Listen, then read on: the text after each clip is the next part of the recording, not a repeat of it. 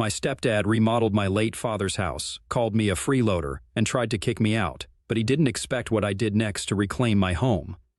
I, 18 male, have just been kicked out of my own house and I urgently need somebody's advice. To start with, I have never had a perfect family. My mom and dad were childless for 4 years before they got pregnant with me.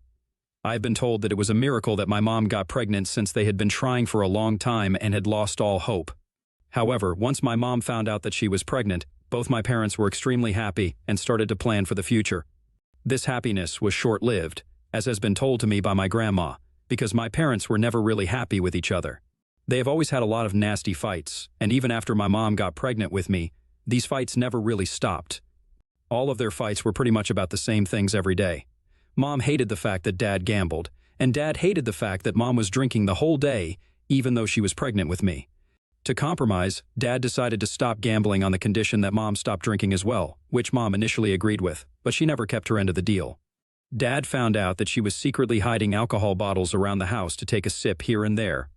At this point, he felt that she was not only endangering herself by drinking alcohol, but also me. Hence, Dad gave her an ultimatum. He threatened that he would leave her if she did not stop, which apparently did not sit well with my mom. My grandma says that because of this, Mom got really pissed and started to abuse my dad verbally. She then threw a pair of scissors at my dad, which hit the corner of his eyes and injured him seriously. Later, when he was rushed to the doctor, he was informed that he had a partial corneal laceration, which could be treated, but that he was extremely lucky that it did not result in permanent vision loss. This really scared my mom, and she begged my dad to not press any charges against her, and she promised to change. So, my dad decided to let it go. When I was finally born, I had been told that both my parents were very happy and tried their best to take care of me. However, the peace between them didn't last long. According to my grandma, my dad one day came home from work to find me crying my eyes out in my nursery, while Mom was passed out on the sofa, clearly drunk. He was furious and woke her up to confront her about it, but she kept saying that motherhood is hard and that it was just one drink. He would have also called CPS on her had she not calmed him down. I wish he had, because after getting drunk, Mom started to cleverly drink only during the morning, after Dad would leave, so that she would not get caught later in the evening.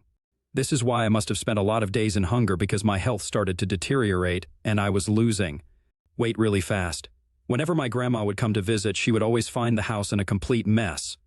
There would be dirty dishes in the sink, the floor would be sticky and filthy, and the entire place would be in disarray.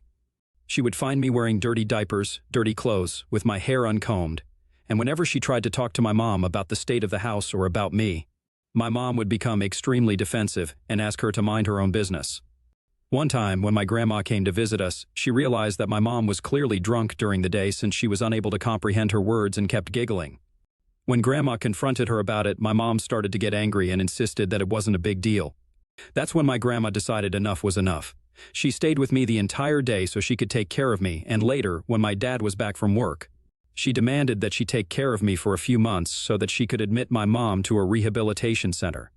My mom tried to fight back, but my dad immediately agreed with my grandma, since he too must have realized that his wife needed help. While my mother was admitted, I went to live with my grandma for a few months, and those months I spent with her were the best time in my entire life. She bathed me, read stories to me every night, cooked me healthy meals, and took me out to the park to play. I didn't even know these were things that parents were supposed to do with their children. She didn't shout at me like my mother would if I wanted to play with her. She didn't slap me if I ever broke my plate by mistake. Living with my grandma made me feel safe. My grandma slowly became more of a mother to me and has since taken care of me more than anyone ever has.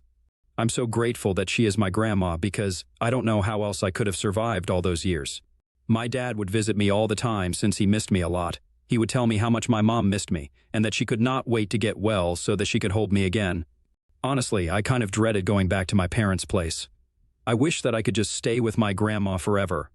However, in a few months, when my mother finally got sober and got her double A sobriety chip, the first thing she did was drive to my grandma's place and visit me. It was surreal seeing my mother after all these months, and I felt like meeting a stranger. My mother did look much better, and after she and Grandma had a talk, I was informed that I would be moving back to my parents' place later this weekend. No matter how much I cried or protested, my mom told me that she was my parent, and I had no choice but to live with her. It felt painful to come back to my parents' place, which had so many bad memories. I guess the move must have mentally and emotionally affected me a lot because I started to eat a lot less, and I would puke a lot. At the mere age of 5, I was diagnosed with ED, and my parents did everything they possibly could to help me. They even took me for family therapy so that we could all heal from our past and move on. Slowly but surely, I started to feel better as I settled down, and my parents were no longer fighting, and my mother was no longer drinking. She tried to be a more present parent, which made me start to trust her. Dad even cut down on his working hours so that he could spend more time with us. However, things took a turn for the worse one afternoon when my dad and I came home from school and caught my mother cheating on him. She had the audacity to bring her affair partner into our house, and we walked in on them doing the dirty deed. I was absolutely traumatized, and my dad was speechless for a few minutes. His whole face was red in embarrassment as my mom and her affair partner rushed to cover themselves up. He told me to go upstairs while he confronted my mother, and her affair partner ran out of the house in terror. I could hear my parents yelling at each other loudly, and my mother, being the narcissist that she is, blamed him for why she had been cheating, saying that she felt too pressured to be perfect. And this other guy made her feel like a normal person. She told my dad how she felt like no matter what she did, he was always disappointed with her because of her past mistakes. My dad yelled back that she was a coward and that he was done with her. He demanded that she move out immediately. And this is when my mom started to beg him that he should not be this cruel and that he cannot do that to the mother of his son. She told him that the other guy meant nothing and that they needed to fix the marriage for the sake of me. That night, my grandma came to pick me up as my parents continued to yell at each other. She did say a word or two to my mother, but mostly stayed out of it. For the next 2 weeks, I stayed with my grandma while my mom and dad sorted things out at home. My mother would call me every day and pretend as if she was very concerned about me when I knew by now that she didn't care about anything else except for herself. I don't know if it was because my dad really genuinely loved my mom or because he was too used to their dysfunctional relationship, but in the end, he decided to stay with her on the condition that they start going for marriage counseling. However, despite my father's decision, I never saw my mother the same way ever again after catching her with the other man. I felt like I had lost all respect for her. As if things couldn't get any worse for us as a family, just 3 months after this incident, my dad was diagnosed with stomach cancer. He had severe stomach cramps one day, which made him collapse at work, and later, when he was taken to the hospital, it was discovered that his health was quickly deteriorating and he needed to start treatment immediately. This started long days of chemotherapy and bed rest, since my dad had to take time away from work to try to fight against the cancer. He had some money saved up, and even my grandmother was willing to help. My mom, on the other hand, was not happy with this. She would constantly complain about how draining and expensive these treatments and doctor visits were. Dad encouraged her to find a part-time job at least and would promise her about how he would go right back to his job and support her like he has always done once he recovers. Eventually, Mom didn't have a lot of choice, so she started working as a server at a local restaurant. Her shifts were long, and she would pretty much stay out until late at night, while my grandma would drive my dad to and back from the hospital for his treatment. Our neighbor, who had a daughter the same age as me, offered to take me to school every day, which was a huge help for us. This is how I became friends with Shirley. She and I have been friends for a long time now since we pretty much grew up together. Shirley's parents knew about my family history, as did a lot of neighbors, since my parents were not particularly subtle with their yelling matches. So, when Shirley and I became close, they started inviting me to have lunch and dinner with them as well. My dad saw no issue with this, and neither did I. However, my mom would always berate me for spending so much time at their place. She would tell me how they only saw me as a charity case, and that I was nothing more than a broken toy to them. In hindsight, this might be true, but as they spent more and more time with me, I started to see how they treated me like one of their own. In fact, when Shirley's mom found out that I liked apple pie, she would make sure to always bake one for me during the weekends. Shirley's dad taught me to play basketball, and we spent many evenings practicing hoops outside their garage. They sort of became like a second family to me over time. Hence, it was no surprise to anyone when Shirley and I started to date eventually. Shirley brought everything positive to my life, and I'm grateful every day that she is still my girlfriend, despite all my crazy family history. Unluckily, my mom has never really warmed up to Shirley or her family over all this time, but they have never let her dislike come in their way of treating me with affection and love. A year into fighting cancer, my dad was informed by his doctors that the chemo was not helping him anymore, and that he didn't have very long to live. This news was heartbreaking for all of us, and I spent many nights crying for him. As a child, I just could not understand why I was going to be losing the only parent who genuinely loved me and struggled to come to terms with my grief. My dad spent his last months with me, Mom, and Grandma as much as he could. One morning, he just didn't wake up anymore, no matter how much I called for him, and I knew that something was wrong. I ran to tell my mom, who called immediately. "I can't begin." to right the pain I felt when the paramedics declared that he was dead. The only comfort we had was that he had passed away peacefully in his sleep. I did not let them take my dad's body away until I was literally physically restrained by my mom, as I kept crying and screaming in grief. It was only when my grandma arrived that I calmed down a bit. I couldn't imagine the grief that she must have felt at that moment. The funeral happened without any issues. However, the real twist came when Dad's lawyer arrived to read his will. It was then that it was revealed that Dad had left all his money and his house to me. My mom was shocked and even asked the lawyer to show her the papers. I guess Dad knew the kind of person she was and wanted me to have his house and whatever little money was left after chemo so that I could have a decent start in life. Mom didn't like this one bit and kept asking the lawyer if she could fight this in court since the house rightfully should go to her as she was his wife. However, since my dad had changed his will long before he went into chemotherapy, it meant that he was sound of mind and well, that she didn't have any strong ground to stand on. My mom asked me what I wanted to do with the house and I told her that I wanted to stay in the house. She told me how we could sell the house and move to a much better location, but I had just lost my dad, and this house was all I had that reminded me of him, so I obviously refused. It wasn't like she had any choice in this matter, so she continued to live in the house. I did notice that she looked extremely disappointed, but I didn't think much about it at that time. However, not even 2 months later, my mom informed me that she had met someone and that she wanted me to meet him. Finally, now imagine my surprise when I walked into the restaurant and she introduced me to none other than Andrew, the very same guy she had been caught sleeping with years ago by Dad and me. I immediately recoiled in disgust and shock as the man extended his hand to greet me. I asked my mom if this was the same guy, and she acted all surprised and told me to sit down so she could explain further. I refused to shake the guy's hand or even acknowledge him, as I was furious at my mom for even thinking I would ever want to meet him. My mom began to explain how they both had reconnected after all these years and that Andrew was just an old friend who made her feel good after Dad's death. There was something in her words that just made me feel like she was lying to me. They also seemed extremely cozy with each other and kept kissing, which made me even more uncomfortable.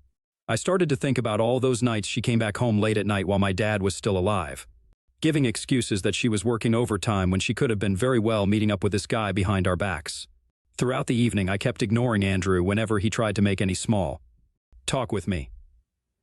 Later, my mom was pissed at me for being rude to her boyfriend and told me how disrespectful it was. I remember that she even told me that this is why she was thinking of marrying Andrew in the next few months, so hopefully I could have a positive role model in my life.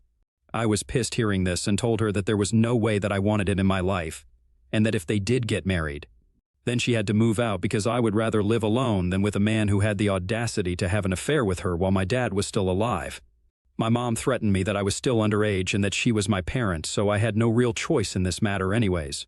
Unfortunately, she was right, and true to her word, she soon got married to Andrew, and he quickly moved into our house. Once he moved in, he made sure to remind me every day that he was the man of the house. He hated the fact that I had pictures of my dad and me in our living room, so one day after I came back from school, I discovered that he had taken those pictures down and put them in the basement. When I angrily confronted him, he told me that he and my mom needed to make a fresh start, hence, I was only allowed to put up pictures of my dad inside my bedroom. As if this wasn't enough for me to hate him, he was also extremely controlling. He would call my mom every time her shift ended and would call her back again if she was even a minute late to reach home. Slowly, he started to do this with me as well, but I shut him down quickly. I reminded him that he was not my father in any way, and that I was going to stay out as long as I wanted. I had the keys to the house anyway, so it wasn't like he could lock me out. Now, don't get me wrong, it wasn't like I was staying out to party or anything. I would simply just spend my evenings at Shirley's place or at the library, where I could peacefully finish my homework and study. Throughout this time, I continued to have a good relationship with my grandma, and I visited her as much as I could. We would simply sit and watch an old black and white movie or reminisce about the old days. When I graduated from high school, my mom didn't even bother to attend my high school graduation. Although I didn't expect much from her by this time, I was still a bit sad that my only parent didn't care about me a single bit. However, my grandmother and Shirley's parents were there for me, and they cheered for me during graduation. Later, when I was getting ready to go out to party with my friends, my mom came into my room to inform me that she and Andrew felt that I was now an adult, so I needed to step up and take responsibility around the house. Confused, I asked her what she meant by that, since I always washed my own dishes and did my laundry. And this was when my mother informed me that I needed to find a job and start paying the bills around the house. She said that Andrew felt I wasn't carrying my weight, and that, as an adult, he expected me to contribute money. I was a bit pissed that she didn't give me a single day to celebrate before dumping this news on me, but nevertheless, I agreed to contribute as much as I could. Over the next few weeks, I applied and got a job as a cashier at Burger King, while also simultaneously applying to various colleges. Eventually, I got into a good college in my town, which meant that I didn't have to waste money by opting for hostel accommodations, but I did need to buy a car so it would be easier for me to attend classes.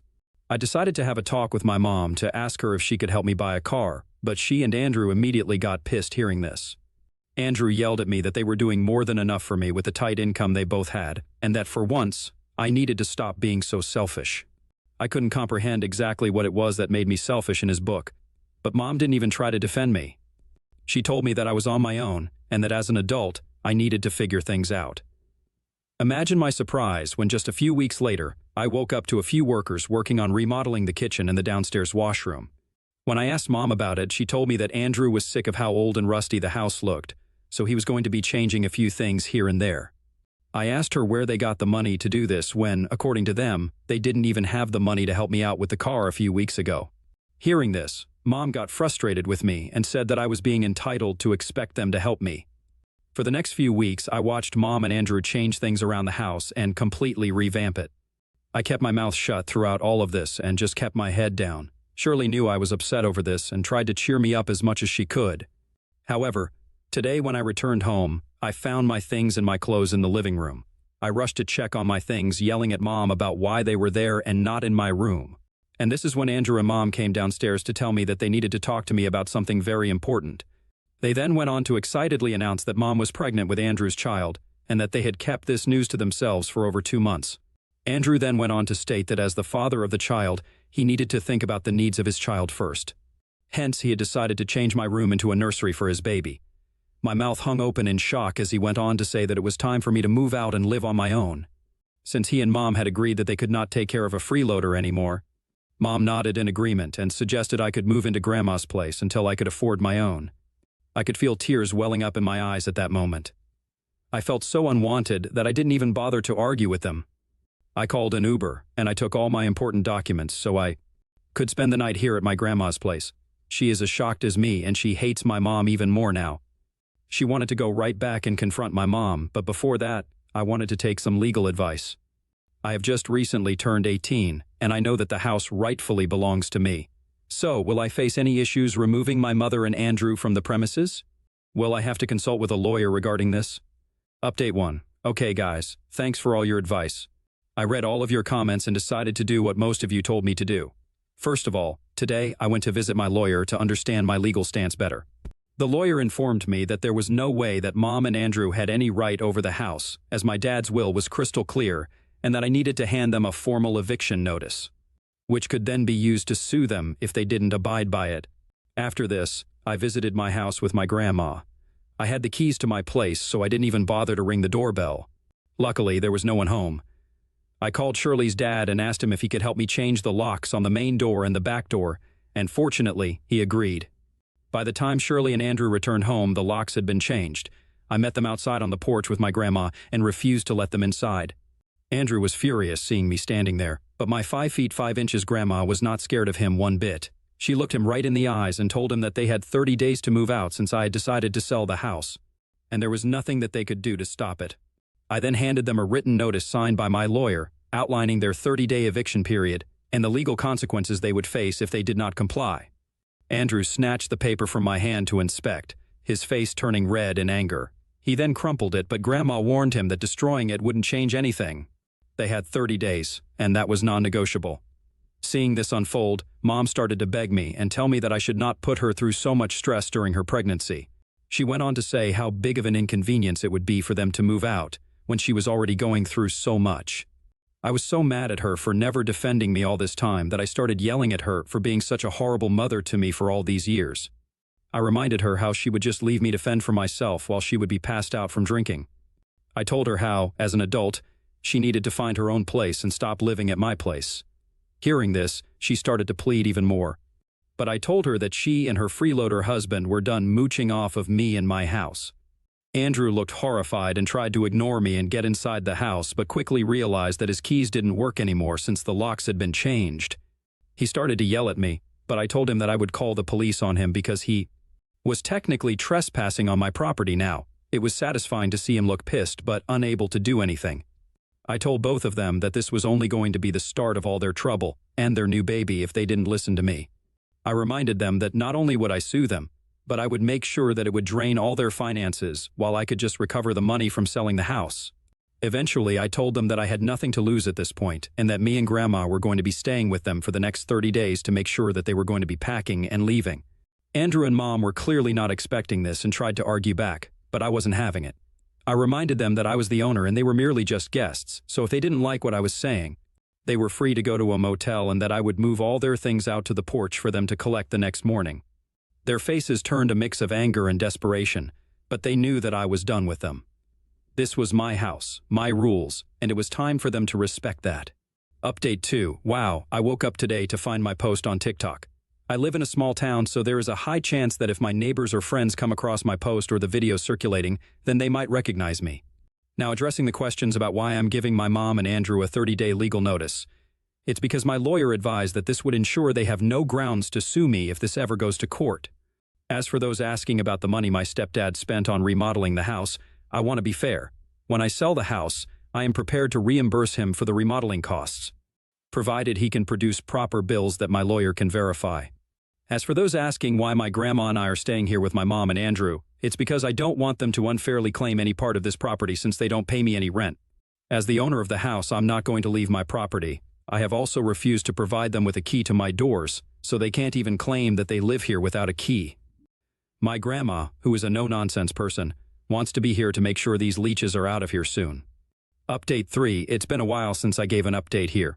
Well, as some of you suspected, my stepdad and mom did try to play dirty and refuse to move out when their 30-day legal notice ended. However, I'm smarter than them, and the next time they went for my mom's ultrasound, I moved all their things to the porch and refused to let them back in. When they came back and tried to call the police on me, there was nothing the police could do.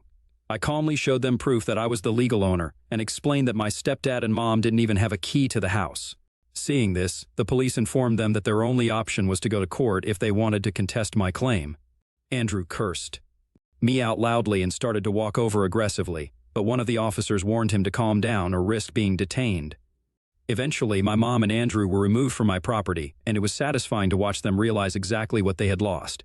Since then, I have installed cameras all over my property and talked with a real estate agent who will start showing the house to potential buyers next week.